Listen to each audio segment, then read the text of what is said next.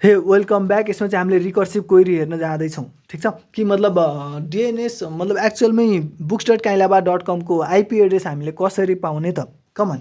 So यसको लागि के छ त, रिकर्सिभमा चाहिँ के हुन्छ, रिकर्सिभमा यस्तो हुन्छ भाइ। रिकर्सिभमा अघि आइटरेटिभमा के भएको थियो त, लोकल डिएनएस सर्भर नै रुटसँग टिएलडीसँग अथोरिटेटिभसँग कुरा गरेको थियो नि त। तर अब यस्तो हुँदैन भाइ। अब कस्तो हुन्छ भन्दाखेरि सुरुमा राजाले के गर्छ त, राजाले रिक्वेस्ट पठाउँछ books.kylaba.com को लागि, त्यो जान्छ लोकल डिएनएस सर्भरमा। लोकल डिएनएस सर्भरमा गयो मतलब तपाईँको आइएसपीको सर्भरमा गयो। आइएसपीको सर्भरबाट अब कहाँ जान्छ त, रुट डिएनएस सर्भरमा जाने भयो। जाने भनेको त्यो त्यतिखेर हो है जतिखेर चाहिँ उसको क्याच मेमोरीमा अलरेडी नै आइपी एड्रेस छैन भने जाने हो है, ठिक छ। अब जाने भयो, ठिक छ, गयो। अब यहाँ गइसकेपछि यसले के भन्छ, यसले मलाई चाहियो भन्छ, अनि फेरि यसले पनि मलाई चाहियो भन्छ। अब रुट डिएनएस सर्भरले यसलाई ल त .com वाला सोल्टीमा जा भनेर पठाउँदैन। अब आफै नै .com वाला सोल्टीसँग कुरा गर्न थाल्छ। .com वालालाई नै रुट डिएनएस सर्भरले के भन्छ त, ल भाइ मलाई books.kylaba.com को चाहियो भन्छ। .com वाला यो टिएलडी हो, टिएलडी डिएनएस सर्भर हो, top level domain name server. यसले अब यसलाई पनि थाहा छैन books.kylaba.com को बारेमा, kylaba.com को बारेमा थाहा छ यसलाई। अब यसले के गर्छ, त्यही kylaba.com को नेम सर्भर जो यसलाई थाहा छ त्यो मित्र थिम यो आफै पुग्छ, आफै झुकेर पुग्छ र भन्छ ल राजा मलाई books.kylaba.com को बारेमा दिनु पर्यो। यसलाई थाहा छ books.kylaba.com को बारेमा। अझै अब के गर्छ त, यसले books.kylaba.com को आइपी चाहिँ यसलाई दिन्छ।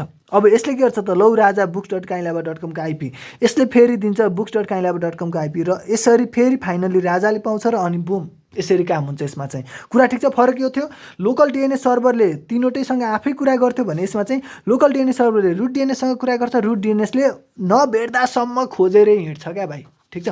Let's see the theory part. So recursive query in recursive one DNS server communicates with several other DNS servers to hunt down IP address and return it to the client. अघि मैले देखाएकै कुरा थियो, नभेट्दासम्म खोज्दै जान्छ भाइ, खोज्दै जान्छ, ठिक छ।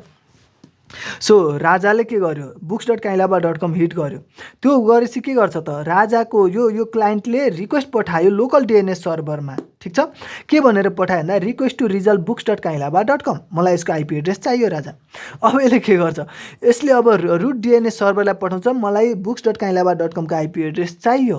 अब के गर्छ त, यत्रो बेर kylaba.com सुन्दा वाक्क लाग्यो भने गएर भिजिट गर्नुहोस् अनि हामीलाई कमेन्ट गर्नुहोस् र थाहा दिनुहोस्। ओके, यो चाहिँ ब्रेक पोइन्ट थियो। Okay, come on back. So root DNS सर्भरले अब के गर्छ, अब यसमा केही रिटर्न गर्दैन, पहिला यतातिर जान्छ। यसलाई थाहा छ नि त यो कसको हो, यो हो .com टिएलडी को। अब यो .com टिएलडी वालालाई सम्पर्क गर्छ र भन्छ ल मलाई books.kylaba.com को आइपी एड्रेस चाहियो। अब यसले पनि फेरि books.kylaba.com को बारेमा यसलाई थाहा छैन, यसलाई के को बारेमा थाहा छ, kylaba.com को बारेमा थाहा छ।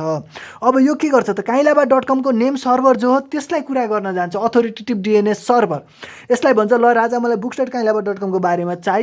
ओके, चाहियो भने चाहियो। अब यसलाई थाहा छ नि त, किनकि योमा हो नि त हामीले बनाएको books.kylaba.com को बारेमा यसलाई थाहा छ। यसले एक्चुअल आइपी एड्रेस अब दिन्छ टिएलडीलाई। टिएलडीसँग कसले मागेको थियो, रुट डिएनएसले मागेको थियो। अब रुट डिएनएसलाई यसले दिन्छ फेरि, ल राजा भेट्यो भनेर। अब यसले दिएपछि यसले अब रुट डिएनएसले फाइनल्ली आइपी एड्रेस नै के गर्यो त, रिटर्न गर्यो। अघि नै के हुन्थ्यो, अघि नै यसले .com सोल्टीकोमा जा भनेर पठाउँथ्यो, तर अब त्यस्तो गरेन। अब के गर्यो, ला तैँले मागेको आइपी एड्रेसै दियो, आइपी एड्रेसै दिइसक्यो होइन। अब यसले पाइसक्यो नि त होइन, अब यसले त्यही आइपी एड्रेस चाहिँ रिटर्न गरिदिन्छ। ल ठिक छ, हो यसरी काम हुन्छ। ओके या गुड, यसरी काम हुन्छ। This is all about explain yourself. कुरा यही नै हो, ठिक छ, मजा आयो होला। आई होप तपाईँले कुरा बुझ्नुभयो होला रिकर्सिभ क्वेरी कसरी हुन्छ भनेर। Okay, thank you so much for watching this video. Visit kylaba.com and let us know that you visited it. Thank you.